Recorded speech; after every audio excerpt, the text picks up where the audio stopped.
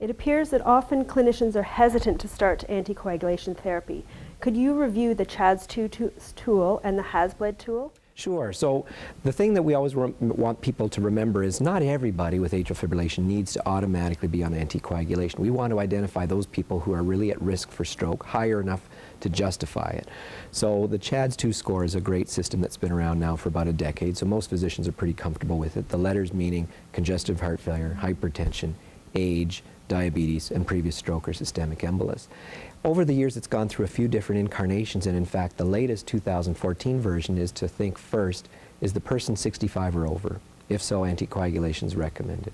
If they're under 65, then they go through the CHAD2, and if none of those are met, then they actually ask, what about if they have vascular disease? Then it would be aspirin, and if they don't have any of those, we wouldn't recommend anything. So the CHAD2 score is a really useful way to identify who should be anticoagulated versus who can be left alone or just with aspirin.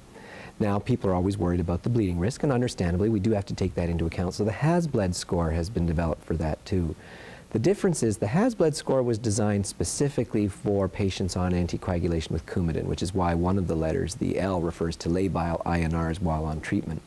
So it's not a perfect application to the modern era where we're using other options, but it is helpful to at least look at what reasons people might say this person's at a higher risk of bleed. Now, the two most important things about HASBLED is don't think that it's specifically a reason to keep people off anticoagulation. It might be a reason to reduce the risk of anticoagulation, or like reduce the dose. And also there are things that maybe they can target, like uncontrolled hypertension. Well, maybe then they can treat that better. Or maybe they're on drugs that would increase the risk of bleeding, like an anti-inflammatory. Well, maybe we can get those off those. So in other words, we can maybe mitigate the risk.